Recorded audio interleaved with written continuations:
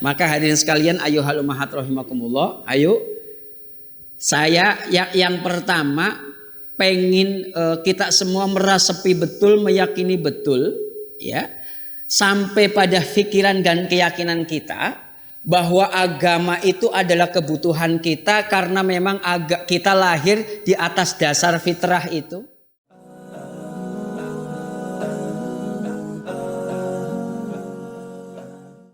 Bismillahirrahmanirrahim. Assalamualaikum warahmatullahi wabarakatuh.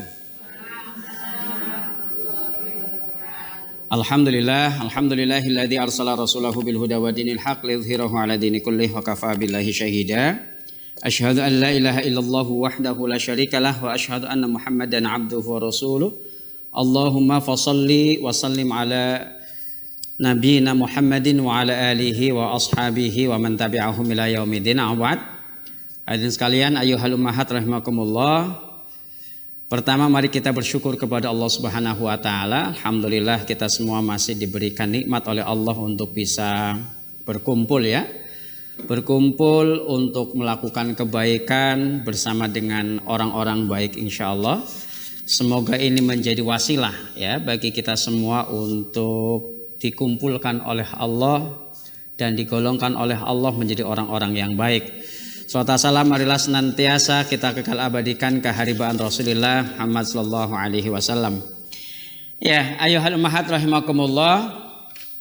Berbahagia sekali ya pada sore hari ini saya bisa bermuajahah, bertatap muka dengan ibu-ibu solehah sekalian pada acara kajian di sore hari ini. Mudah-mudahan insya Allah kita semua tentu saja berdoa ya, apa yang nanti akan kita bahas, apa yang nanti akan kita sajikan, Allah Subhanahu wa taala mudahkan kita untuk mencernanya dan tentu saja untuk bisa mengamalkannya ya.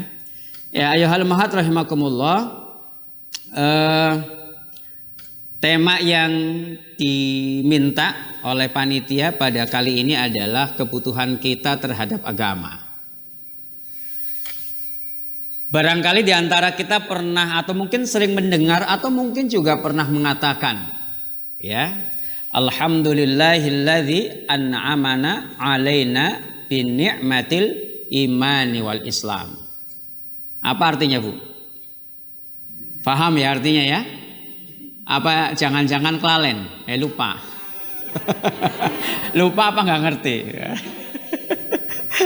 Ya. Oh samar-samar ya. Tapi kalau bahasa Arabnya saya kira mungkin juga pernah menyampaikan ibu-ibu. Alhamdulillahilladzi an'amana alaina bi ni'matil imani wal islam.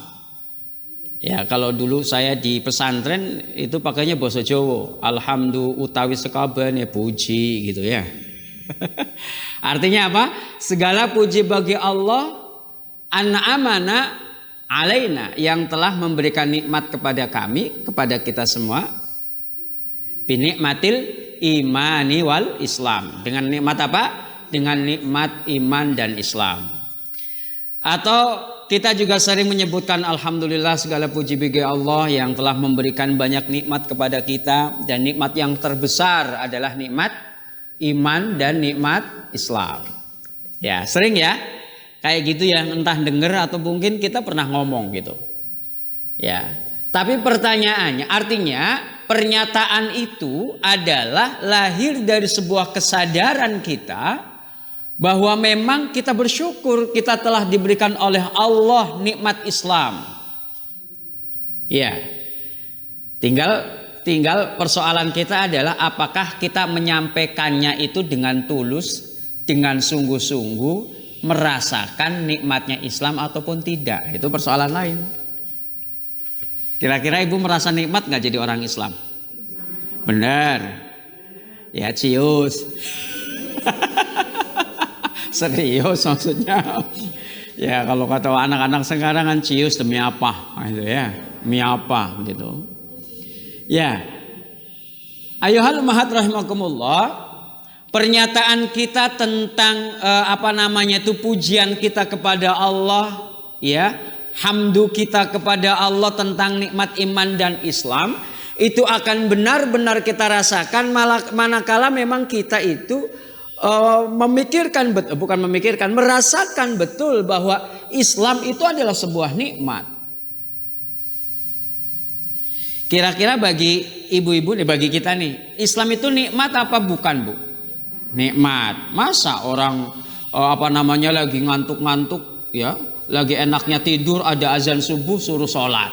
Memang enak itu, Bu? Enak aja ya. Nah, iya. Coba kita pikirkan, kalau itu lagi kita enak-enak gitu, lagi nyenyak-nyenyaknya mimpi gitu ya.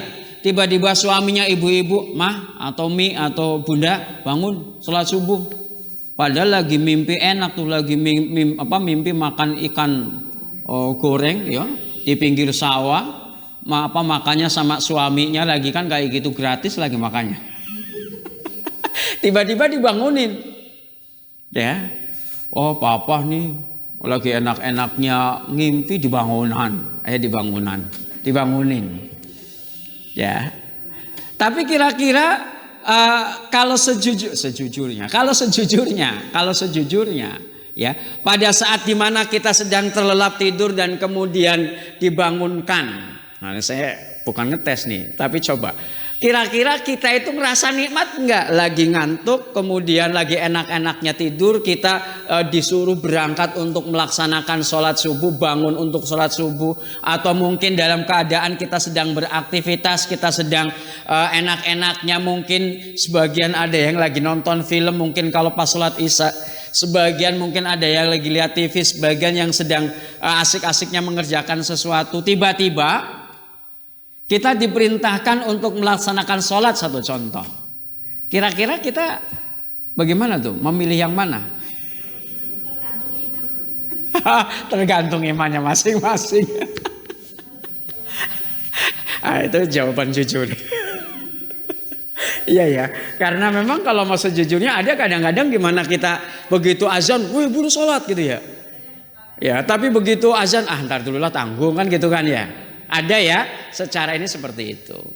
Tapi ayuhal ummahat rahimakumullah, apa yang akan kita bahas ini nanti akan akan memberikan kepada kita dalil secara akli maupun dalil secara nakli bahwa sejatinya ketika ada pilihan, di mana di situ ada pilihan perilaku keimanan, perilaku Islam, sementara di sisi yang lain ada perilaku yang di luar itu, maka ketika kita memilih yang perilaku Islam, memilih apa yang disampaikan oleh Islam, maka sejatinya itulah yang akan membuat kita menjadi selamat. Jadi kalau ditanya senangnya yang mana, ya tergantung suasana hati. Kalau kitanya lagi futur, lagi males, ya ntarlah. Orang sholat masih waktunya masih panjang, sholat isya sampai jam 3, setengah 4 juga masih boleh, ya enggak? Ya, kan kayak gitu. Ya, mungkin sesekali kita merasakan hal-hal yang seperti itu. Tapi hadirin sekalian, ayyuhal ummahat rahimakumullah, saya pada kesempatan kali ini pengen membangun kesadaran kepada kita semua bahwa sejatinya jalan yang telah diberikan oleh Islam, jalan yang telah ditawarkan oleh Islam sesungguhnya adalah jalan keselamatan. Makanya tidak lebih dari Imam Sayyidina Ali ya. Ini salah satu Khalifatul Rasyidin yang keempat. Beliau dalam satu quote-nya, kalau bahasa sekarang namanya quote ya. Kalau istilah ini bisa diartikan hikmah ya. Jadi pernyataan beliau. Ini pernyataan beliau sahabat Ali, ini dikutip oleh Ibnu Hajar Al-Asqalani. Ya, Ibnu Hajar Al-Asqalani yang kemudian ini juga dikutip lagi oleh Syekh Nawawi Al-Bantani dalam buku namanya Nasaihul Ibad. Ada yang pernah dengar? Ada terjemahannya? Nah, ada yang punya. Iya. Oh, ada kajiannya. Oh, alhamdulillah. Ya, kitab kuning. Ya, jadi yang kuning bukan hanya nasi kuning.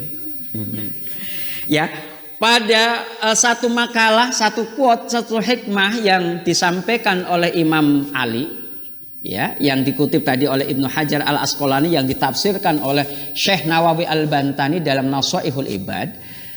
Beliau menyampaikan begini, Inna minan na'imid dunya yakfikal islamu ni'matan. Inna minan na'imid dunya, sesungguhnya sebagian dari kenikmatan dunia itu adalah yakfika. Kafa yakfi, akfa yakfi, yakfika al islamu ni'matan, adalah ketika Islam itu telah mencukupi bagimu sebagai nikmat. Artinya apa ayuhal ummahat rahimakumullah? Pernyataan yang sering kali kita dengar atau mungkin juga kita sampaikan bahwa nikmat terbesar itu adalah Islam. Hal ini sama seperti yang disampaikan oleh Sayyidina Ali. Beliau menyampaikan bahwa sesungguhnya sebagian daripada nikmat dunia itu adalah manakala Islam telah menjadi nikmat terbesarmu. Ketika Islam itu menjadi sesuatu nikmat dalam kehidupanmu. Dari sisi ini maka ayyuhal ummahat rahimakumullah, artinya yakinkan ke dalam diri kita. Jadi ini namanya kalau dalam istilah ilmu balaghah ini namanya adalah kalam khobari. Kalam khobari. Kalam khobari itu artinya adalah kalam wacana lah bahasa gampangnya. Pernyataan. Jadi kata Sayyidina Ali, sesungguhnya sebagian dari nikmat dunia itu adalah yakfikal islamu nikmatan. Ketika kita telah menjadikan Islam sebagai nikmat, itu cukup. Artinya apa? Ketika Islam itu telah menjadi sesuatu yang paling kita anggap sebagai sebuah nikmat yang mencukupi dari seluruh nikmat yang ada, maka berarti sesungguhnya kita telah mendapatkan nikmat yang terbesar. Ya, jadi ini pernyataan yang kemudian harus kita masukkan di dalam ranah keyakinan kita. Jadi bapak, ibu-ibu sekalian yang dirahmati oleh Allah Subhanahu wa taala, yakinkan, tanamkan di dalam diri kita, dalam hati kita, dalam pemikiran kita. Kita seringkali mendengar istilah ideologi ya Bu ya. Ya, ideologi itu kan kalau secara terjemahan itu artinya apa sih? Ideologi, idea itu artinya sesuatu yang ideal. Gagasan juga boleh idea. Logos itu artinya tentang pengetahuan tentang gagasan yang ideal. Maka maknanya Islam itu adalah secara pemikiran itu menjadi ide yang ideal, sebagai sesuatu yang kita jadikan sebagai cara berpikir kita untuk memenuhi keyakinan kita bahwa ia adalah nikmat yang terbesar. Ya, dari sisi ini maka Sayyidina Ali seolah-olah sedang menyatakan kepada kita, kita mungkin punya nikmat banyak, ada nikmat harta, ada nikmat kedudukan, ada nikmat kesehatan, ada nikmat apa saja, tetapi ketika kita tidak memiliki Islam, ketika kita tidak memiliki Islam dan tidak merasakan Islam sebagai sebuah nikmat, sesungguhnya kita sejatinya belum memiliki nikmat yang hebat. Subhanallah. Ayyuhal ummahat rahimakumullah. Jadi pernyataan Sayyidina Ali ini ya, lagi-lagi ia adalah merupakan satu pernyataan ya yang harusnya masuk dalam ranah pikiran dan keyakinan kita. Ya. Jadi dari sisi ini maka kita akan menolak pikiran-pikiran, gagasan-gagasan, ide-ide yang akan menjauhkan agama dari kehidupan dunia. Karena banyak ya Bu ya, ideologi, ajaran yang pengen memisahkan agama dari kehidupan dunia. Banyak gak? Hanya. Ya. Belakangan ini dalam ranah sebuah gagasan undang-undang. Ya. Dalam ranah gagasan undang-undang kemarin sempat rame digagas tentang bagaimana rancangan undang-undang perlindungan kekerasan seksual. Yang namanya baik. Ya. Tetapi ada unsur-unsur yang entah ya kita khususkan saja mungkin mereka nggak sengaja. Ya. Tapi kalau tidak disengaja mestinya ya ini tidak dilanjutkan kan kayak gitu. Sebagai sebuah gagasan kehidupan bersama. Ya, jadi inti dari gagasan itu salah satunya adalah yang disebut dengan kekerasan seksual itu adalah ketika ada salah satu yang merasa terpaksa. Lah persoalannya kalau sama-sama suka, berarti namanya bukan itu dong. Berarti namanya bukan kekerasan seksual dong.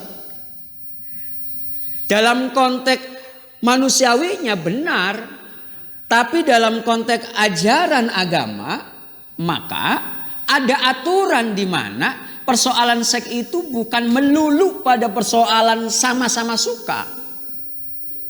Tetapi ada aturan-aturan yang kemudian menjadi landasan bahwa laki sama laki, perempuan sama perempuan, anak sama orang tua ketika saling suka haram hukumnya.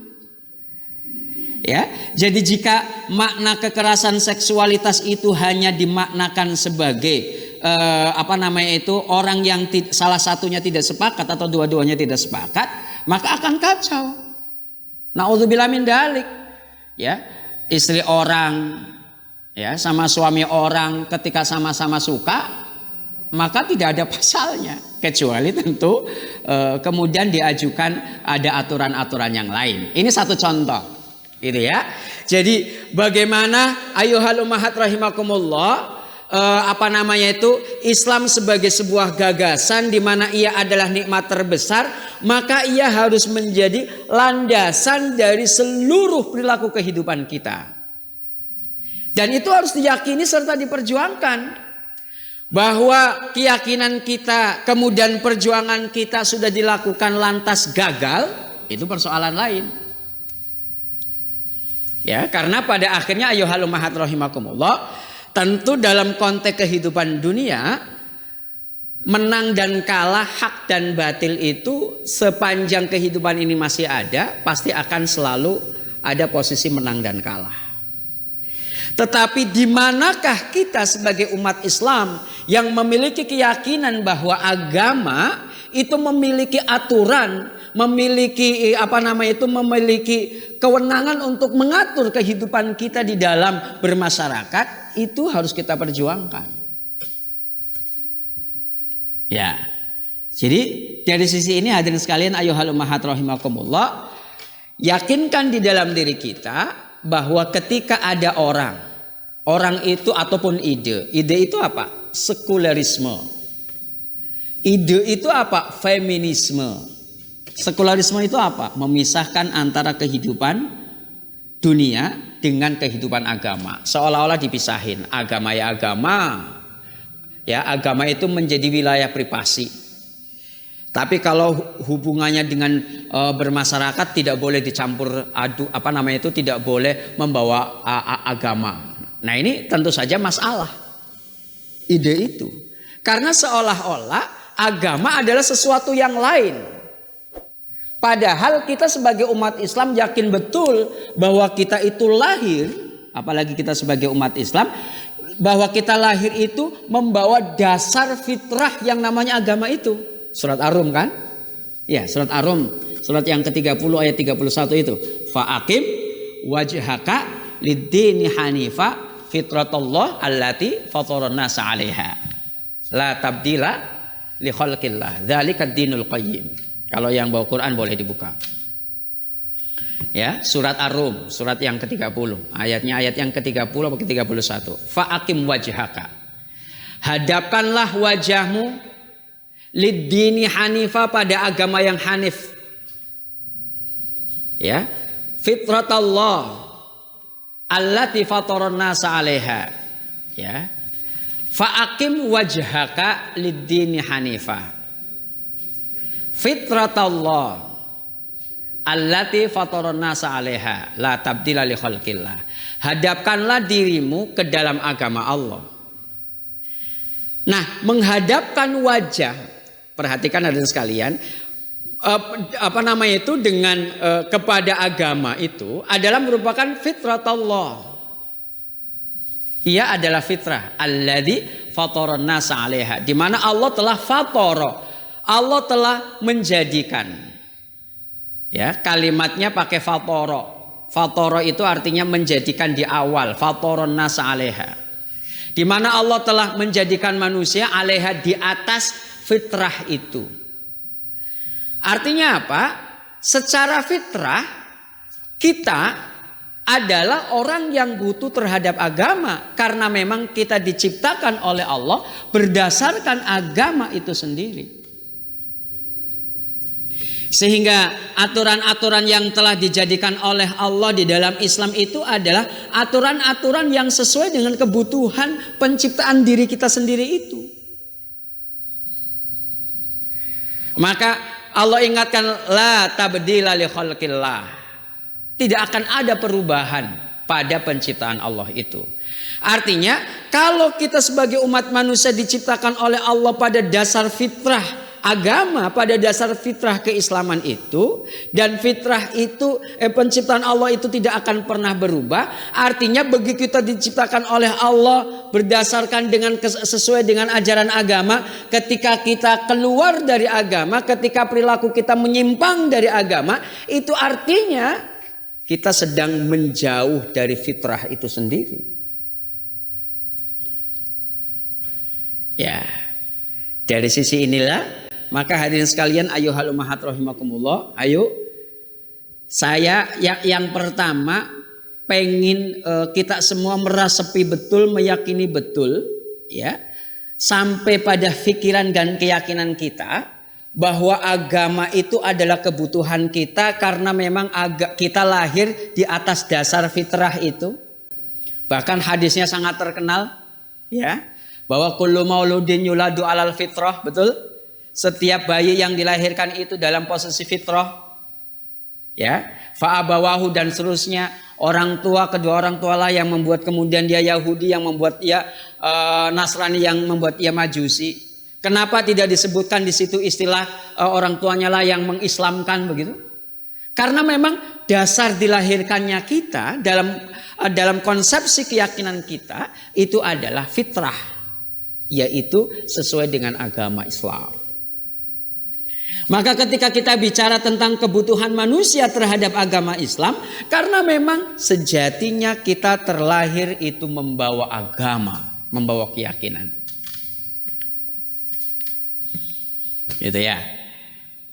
Nah, ayyuhal ummahat rahimakumullah, sekali lagi gagasan ini harus masuk pada ranah keyakinan kita. Setiap pikiran, setiap ide, setiap gagasan, setiap isme itu berarti ide ataupun gagasan yang sudah jadi ideologi gitu. Ya, komunisme, sekularisme dan seterusnya. Itu gagasan-gagasan yang harus kita tolak. Ya, agama itu candu bagi masyarakat, agama itu musuh. Itu gagasan-gagasan yang harus kita tolak. Itu ya. Sampai di sini paham ya, ya halumahat rahimakumullah. Lalu ada bantahan begini, Pak, tapi nyatanya banyak persoalan yang muncul gara-gara agama. Tuh gara-gara tahlil, yang satunya nggak tahlil bisa terjadi pukul-pukulan. Tuh gara-gara yang masalah agama di Timur Tengah bentrok antara Aswaja dengan yang istilahnya sekarang disebutnya Wahabi umpamanya. Bagaimana jawabnya, Bu? Ayo. Katanya itu kebutuhan, tapi kok malah pada berantem? Ya, sampai-sampai ada kan yang begitu kan, nggak butuh agamanya apa? Ada ya, denger ya orang yang bahkan ini tokoh masyarakat, nggak butuh agamanya apa? Yang penting dia berbuat baik. Benar nggak? Ada pernah dengar kayak gitu ya? Benar ya, dengar ya. Nah, kita husnudzon saja sama beliau. Mudah-mudahan maksudnya bukan seperti yang kita tangkap. Ya, mudah-mudahan itu husnudzon kita itu adalah kritik beliau terhadap kita orang yang beragama. Karena kalau secara dalil naklinya, dalil nakli itu artinya nas Quran dan hadisnya, kita butuh agama. Bahwa kemudian ada realitas, ada kenyataan banyak orang yang bermasalah karena pemahaman keagamaan berantem, karena beda agama berantem, itu realitas yang ada kan? Ya, mudah-mudahan itu kita tangkap ya, bukan sebagai pelanggaran terhadap agama itu sendiri, tetapi itu kesalahan orang memahami agama sehingga ketika terjadi perbedaan terjadi perpecahan. Mudah-mudahan itu hanya itu kritik bagi kita. Gara-gara hanya beda tahlil dan tidak tahlil berantem. Gara-gara hanya beda organisasi berantem. Gara-gara hanya beda manhaj berantem. Mudah-mudahan itu kritik buat kita. Karena memang nyatanya ada. Tetapi kita yakini betul bahwa kita butuh terhadap agama. Siapapun itu. Qur'annya secara sharih ya, bahkan hadisnya secara sharih, secara jelas itu telah memberikan kepada kita ini manusia yang dilahirkan di atas jalan fitrah.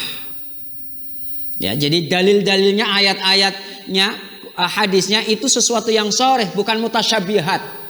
Ya, mutasyabihat itu artinya sesuatu yang butuh tafsiran, tidak.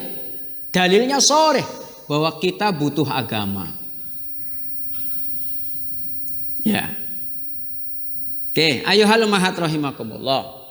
Jadi dari sisi keyakinan tadi kita tanamkan di situ, dari sisi pemikiran tanamkan di situ bahwa ada realitas, ya, ada orang berantem gara-gara agama, yakini itu bukan berantem karena agama, tapi berantem karena untuk mendominasi pikiran tentang siapa yang benar dan siapa yang salah. Kata kelompok ini, saya yang paling benar. Kata kelompok ini, ini yang paling benar. Ya, kalau itu yang terjadi, ayuhal ummahat rahimakumullah, yakini oleh kita bahwa itu bukan berantem tentang agama, tapi berantem tentang pemahaman agama. Pemahaman tentang agama tentu saja menjadi menjadi beragam. Ibu-ibu sekalian pernah belajar sejarah kebudayaan Islam? Sampun nggih? Pernah? Dalam sejarah kebudayaan Islam bagaimana kepemimpinan Islam dari satu khalifah ke khalifah yang lain. Ya, dari Rasulullah kepada sahabat, kemudian kepada Bani Umayyah, kemudian kepada Bani Abbasiyah.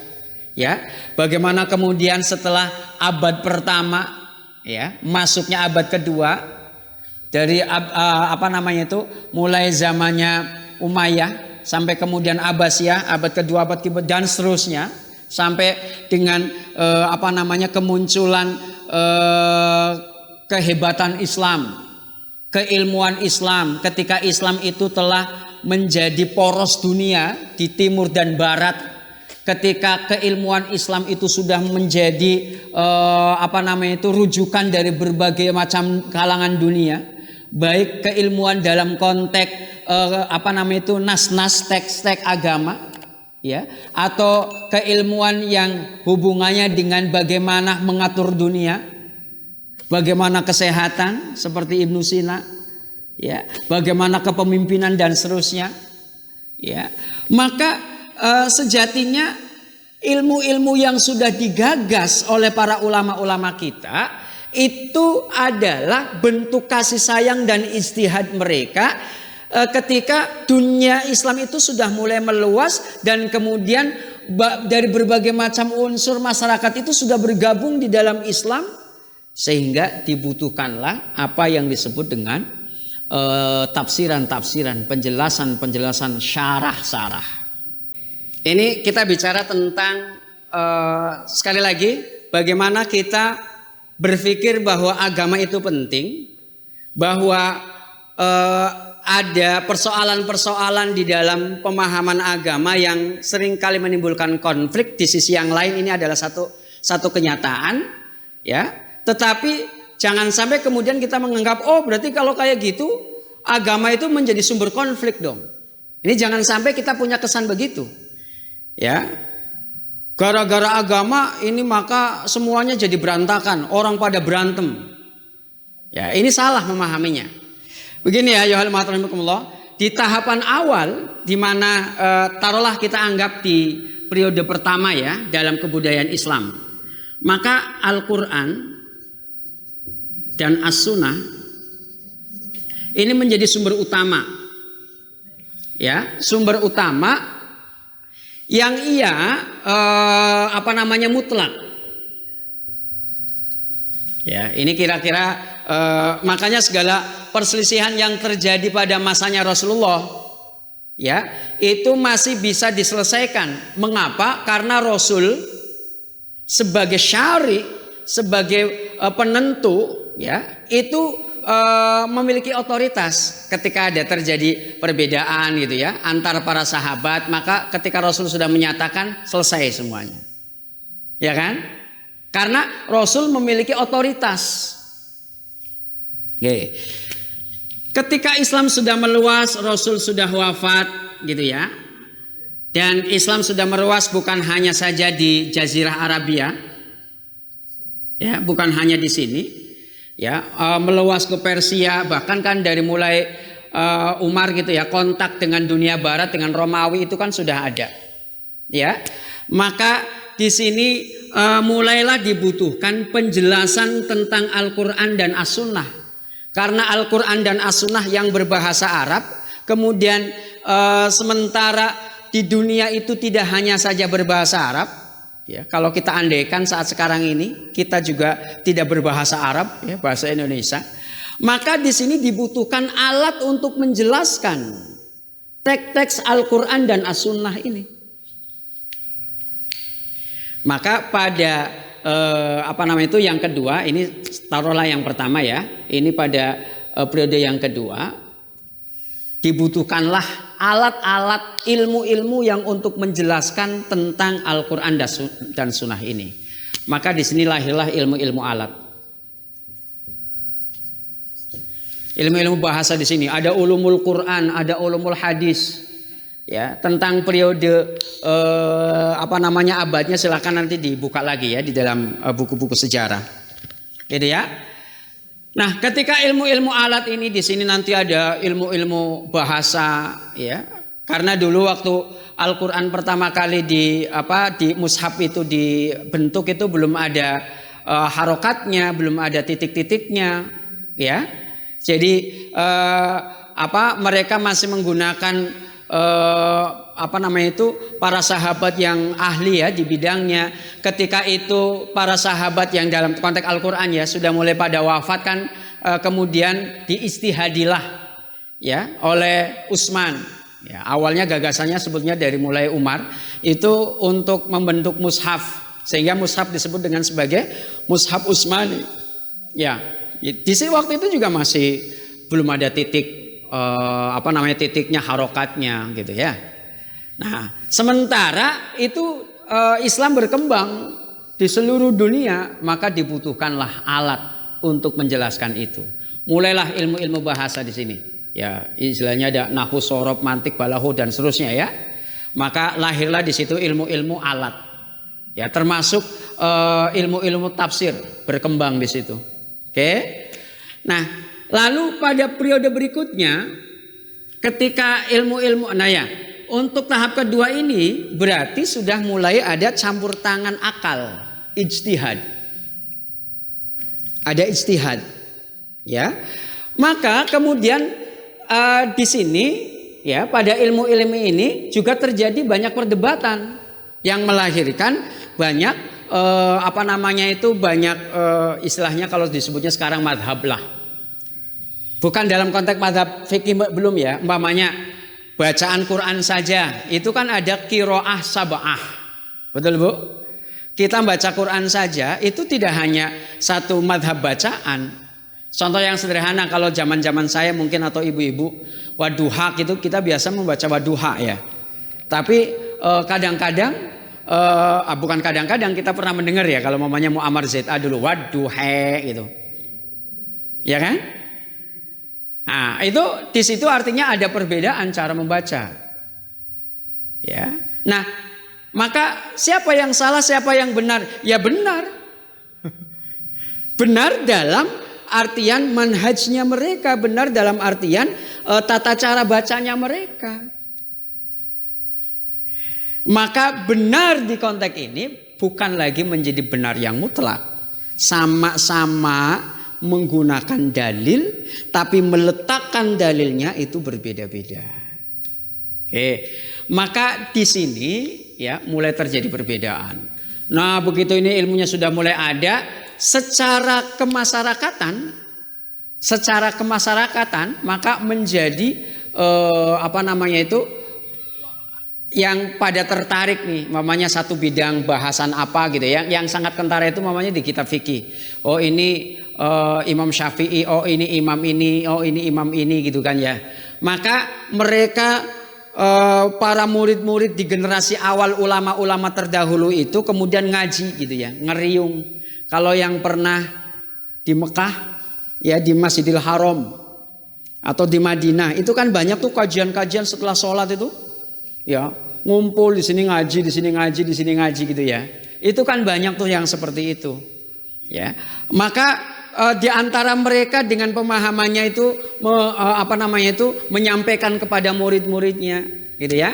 Maka di sini mulailah muncul benih-benih perbedaan-perbedaan ya. Ilmu-ilmunya sudah mulai banyak ya. Yang fikih maka muncullah gagasan tentang ibadah.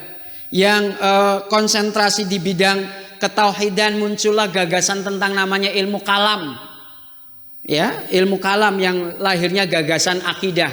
Maka sekarang kita juga dalam memahami akidah itu kan ada beberapa pendekatan. Ada orang belajar akidah itu menggunakan asma wa sifatihi.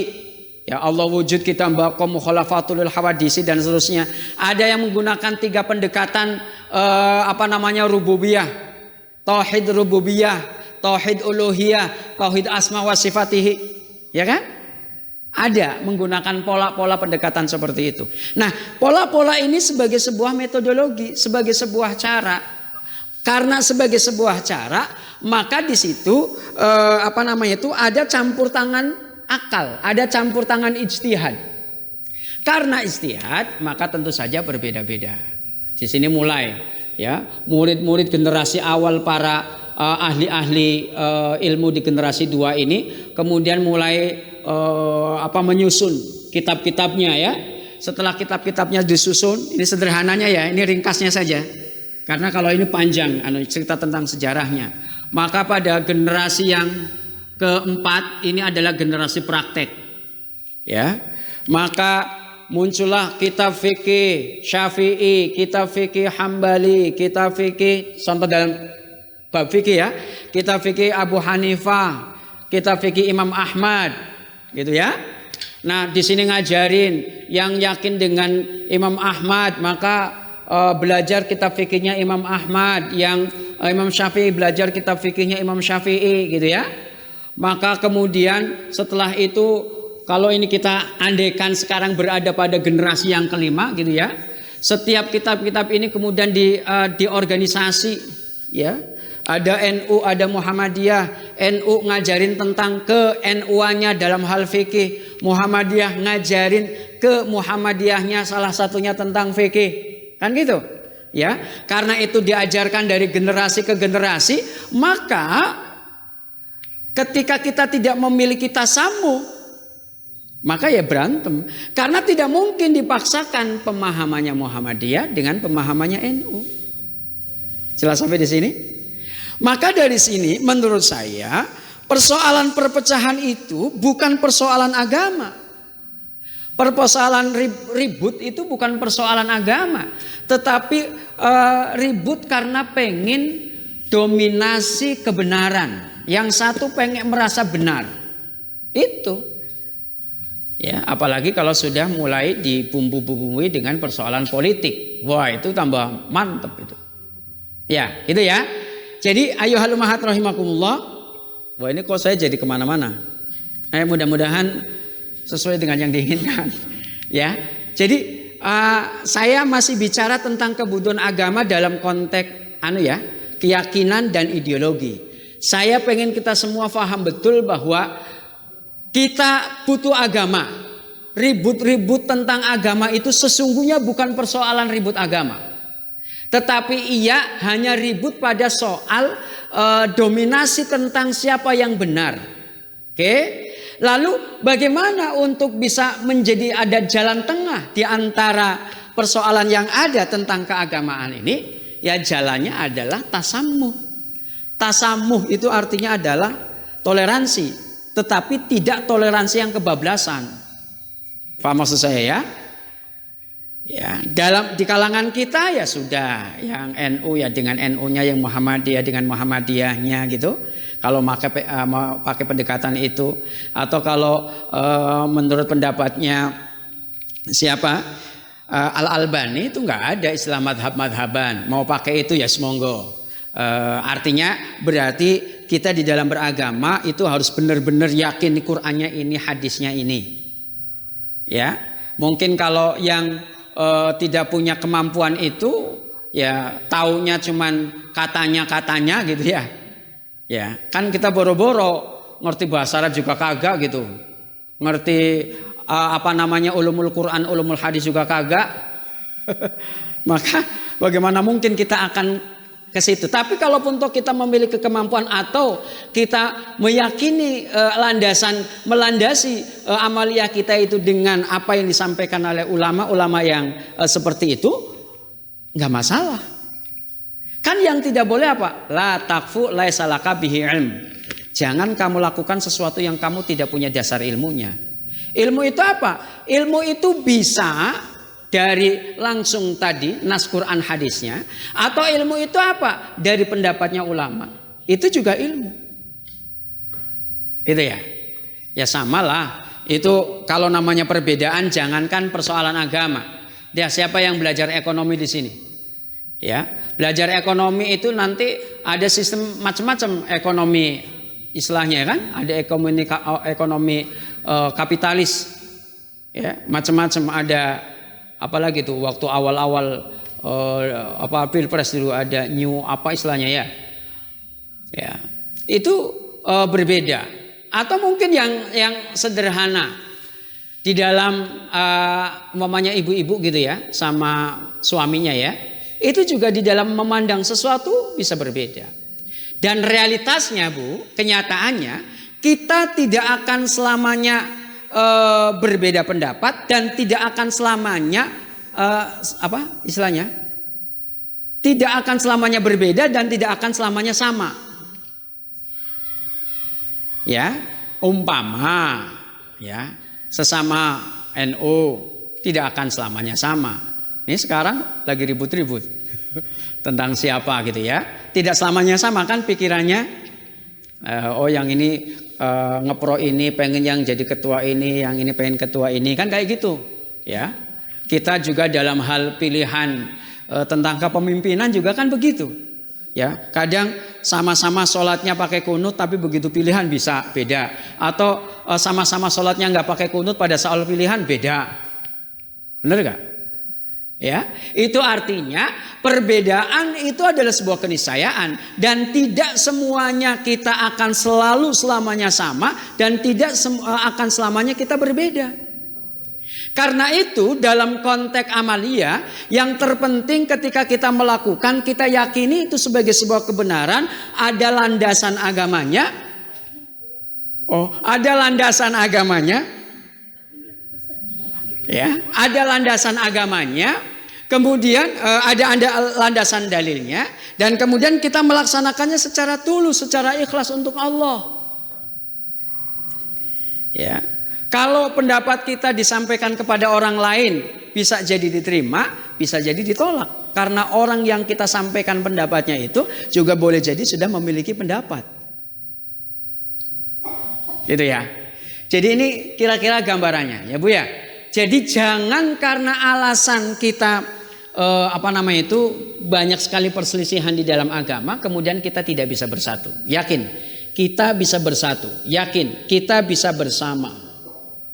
Ya, betapapun mungkin ada hal-hal mungkin yang kita anggap krusial, kita berbeda di dalam beragama.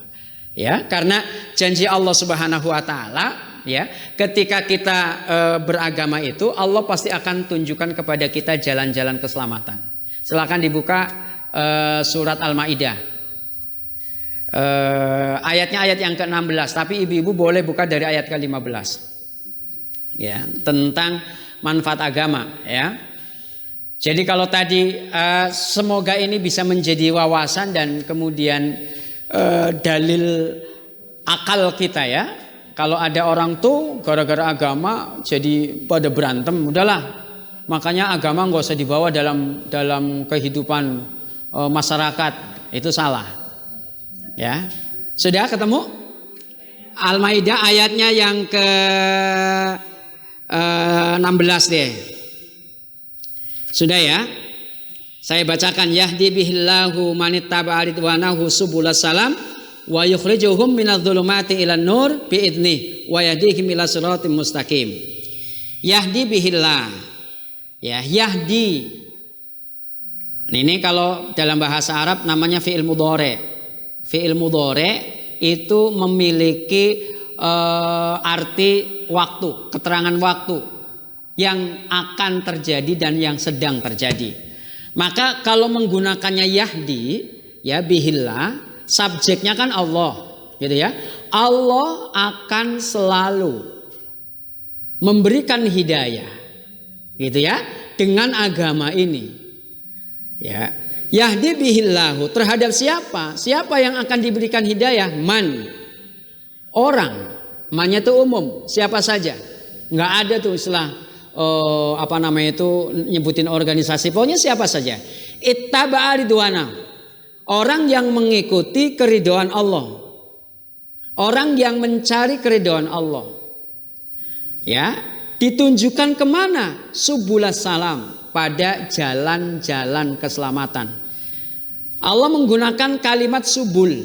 Subul itu adalah bentuk plural. Kalau dalam bahasa Arab namanya jamak. Ini sebutnya dengan jamak taksir. Ya, dari kata sabil, sabilun itu jalan, subulun itu jalan yang banyak. Artinya apa? Ayyuhal ummahat rahimakumullah. Ketika kita menjadikan agama sebagai landasan dalam kehidupan kita, maka Allah pastikan akan memberikan kepada kita jalan-jalan keselamatan. Ya, secara praktek sederhana begini. Ketika ibu-ibu mengasuh, ketika ibu-ibu mendidik anak-anaknya, lalu dalam mendidik itu banyak ilmunya. Ya, ada ilmu itu dibenarkan oleh Allah, ilmu itu diridhoi oleh Allah. Ya, maka betapapun berat, maka itulah yang akan memberikan jalan keselamatan. Contoh sederhana, contoh. Saya tanya, menurut ibu-ibu kalau orang pacaran itu boleh apa haram? Haram apa halal? Nggak boleh kan ya? Pacaran tuh nggak boleh. Tapi dalam pikiran kita kadang-kadang muncul lah, nggak apa-apa lah buat semangat, buat penyemangat, gitu kan? Itu artinya apa? Pikiran kita sudah tidak lagi dipengaruhi oleh pemahaman keyakinan agama kita. Oke? Ketika kita ambil jalan tadi, oh lo nggak apa-apa lah, oh buat semangat supaya dia mau belajar gitu ya. Maka setiap hari lagi ngapa yang? Udah belajar belum? PR-nya udah belum? Nah, kan mulai kayak gitu tuh. Ya, sama pada yang jangan kan gitu ya. Nah, ketika jalan itu dipilih, ya, maka yakinlah bahwa itu bukan jalan keselamatan. Gitu, prakteknya begitu. Ya, kita dalam bermuamalah, dalam berekonomi. Ada ekonomi ribawi, ya, riba yang sudah jelas haram, ya, kecuali begini, ini kan begini ya, contoh, ini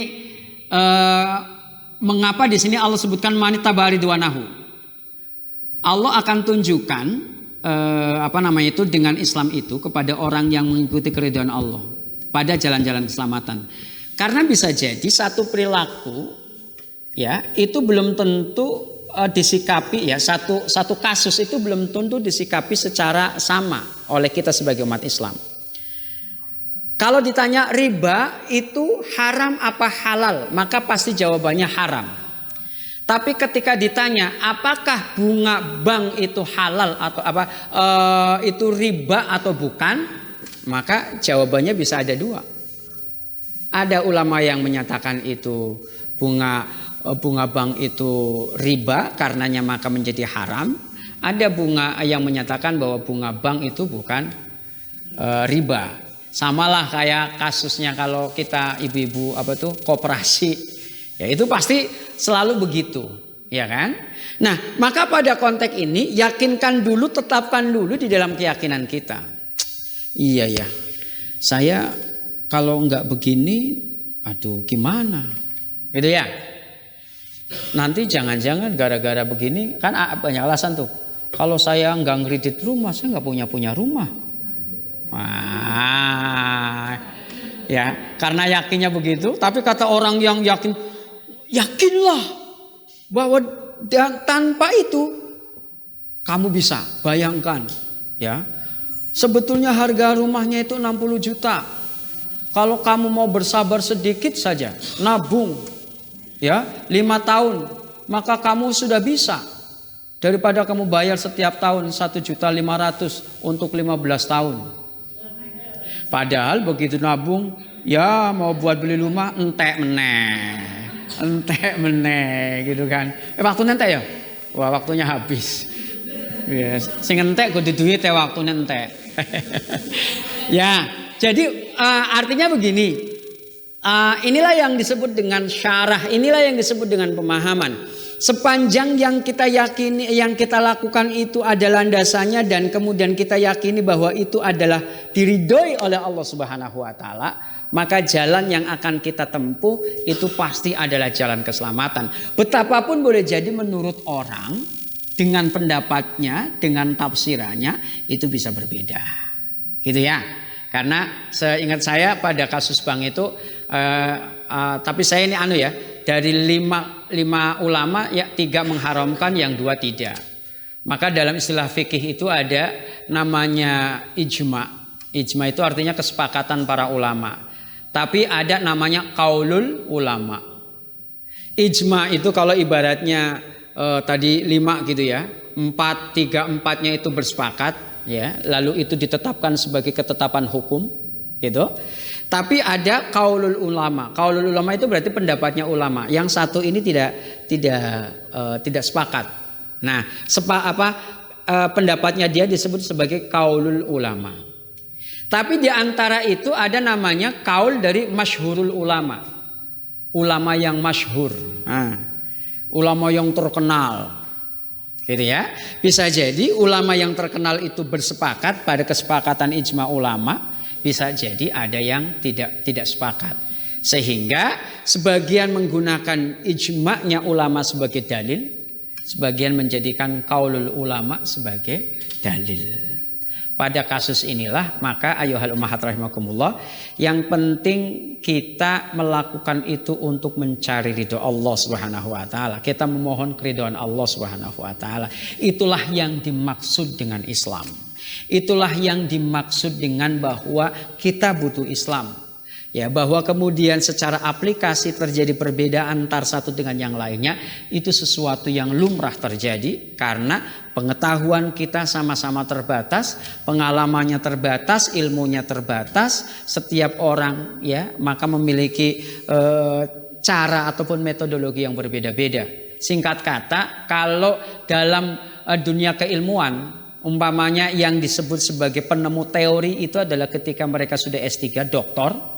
Ya, maka kita akan bisa menyaksikan kadang-kadang satu penelitian doktor yang lain itu mungkin mendapatkan teori baru. Tapi ketika umpamanya di tesis gitu ya, maka ada tesis yang membantah. Ya, penemuan hasil penelitian membantah penelitian yang lain dari ulama yang lain. Atau ada penelitian yang kemudian menguatkan penelitian yang lain. Itu di dunia ilmu pengetahuan itu sudah menjadi hal yang lumrah. Demikian pula kita dalam hal hubungannya dengan ilmu-ilmu agama. Wallahu a'lam bishawab. Saya kira ini ayuhal mahat rahimakumullah, kita masih pada dalam konteks tataran keyakinan dan ideologis, ya, bahwa kita penting membutuhkan agama, dan semoga dengan ini betapapun hiruk pikuknya orang di dalam merealisasikan keyakinannya, maka jangan pernah lepas dalam keyakinan kita seolah-olah kita tidak butuh agama. Justru sebaliknya, kita butuh agama. Ketika terlihat perbedaan-perbedaan itu, yakinkan bahwa itu adalah perbedaan dalam hal-hal yang sifatnya fur'iyah. Wallahu a'lam bishawab. Demikian, kurang lebih maaf. Cukup? Oh, ono tanya jawab. Monggo.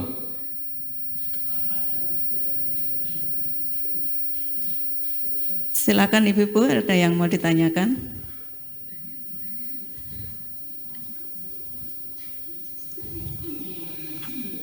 Cukup paham ya?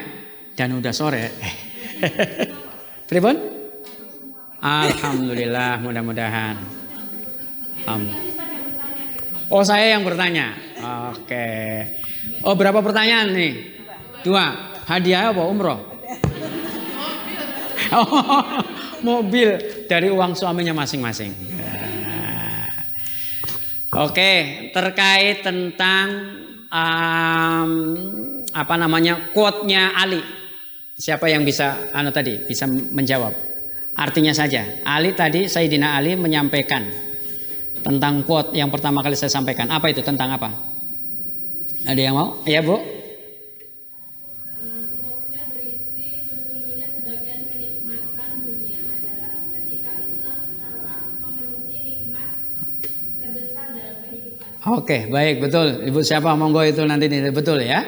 Ya, Pak, itu quote itu kenapa saya tanya itu, karena sebetulnya masih ada terusannya supaya saya tidak utang. Jadi ada 3 ya. Jadi kata Ali, inna min na'imid dunya yakfi kal islamu nikmatan. Yang kedua di kitab ini yang saya maksudkan, quote-nya banyak banget. Terusan dari quote-nya ini, hikmahnya ini, mutiara hikmah beliau. Yang berikutnya adalah wa inna minasyuhuli ya yakfika ta'atan suhulan. Dan sebagian dari kesibukan kita maka adalah yakfika, cukupkanlah ketaatan itu sebagai kesibukan kita.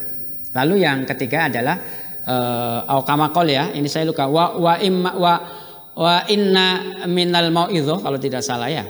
Dan sebagian dari mau'idhah, nasihat kebaikan itu adalah yakfika al mautu nikmatan mau'idhatan. Ya, jadi dan yang ketiga, sebagian dari mau'idhah, nasihat terbaik adalah ketika kematian itu menjadi nasihatmu. Ya, jadi itu yang pertama tadi, betul quote-nya. Satu lagi pertanyaan. Yang kedua, yang saya sampaikan tadi bahwa dengan Islam Allah akan memberikan jalan-jalan keselamatan. Siapa? Ayat berapa? Surat apa? Ya, belakang, Bu. Oh, mohon maaf kalau saya kelihatan melihatnya di belakang dulu. Surat apa, Bu? Ayat keberapa? Ar-Rum ayat 30. Ar-Rum. Oke, kalau itu berarti tentang kewajiban kita untuk menghadapkan wajah. Ya. Tapi ya tadi termasuk yang disebut, nggak apa-apa. Tapi yang saya maksudkan bukan itu. Itu benar, tapi yang saya maksudkan bukan itu. Mana tadi? Wah, ya yang ngacung dulu, yang ngacung. Saya nggak ngerti. Mohon maaf kalau yang ngacung duluan, tapi tidak saya tunjuk. Ibu yang merah. Ya. Al-Maidah ayat 16. Oke, Al-Maidah surat ayat yang ke-16. Yang belakang betul bahwa kita harus menghadapkan wajah kita ke dalam agama. Tapi yang saya maksudkan pertanyaan ini adalah bahwa dengan Islam Allah akan memberikan jalan-jalan keselamatan. Itu Al-Maidah ayat ke-16. Saya teruskan supaya tidak punya hutang. Di ayat itu ada 3 keuntungan beragama itu. Yang pertama, yahdi bihillahu manitabari wa subula salam. Yang kedua, wa yukhrijuhum minadz-dzulumati ilan nur. Ya, mengeluarkan dia dari zulumat ilan nur, kepada cahaya. Wa yahdihim, yang ketiga adalah wa yahdihim ila siratal mustaqim, akan menunjukkan jalan yang lurus. Ya, jadi dengan Islam itu kita akan dapat subula salam, jalan kebenaran. Doa yang sakit, yang meninggal. Oh, nggih. Terus yang berikutnya adalah dikeluarkan dari kegelapan, yang berikutnya adalah diberikan jalan yang lurus. Jadi Bu, di tengah perbedaan kita yang ada masing-masing itu, dengan ilmu yang kita miliki, beribadahlah kepada Allah, tuluslah beribadah kepada Allah, karena dengan jalan-jalan benar tadi itu Allah akan pilihkan kepada kita jalan yang jalan keselamatan, gitu ya. Wallahu a'lam bishawab.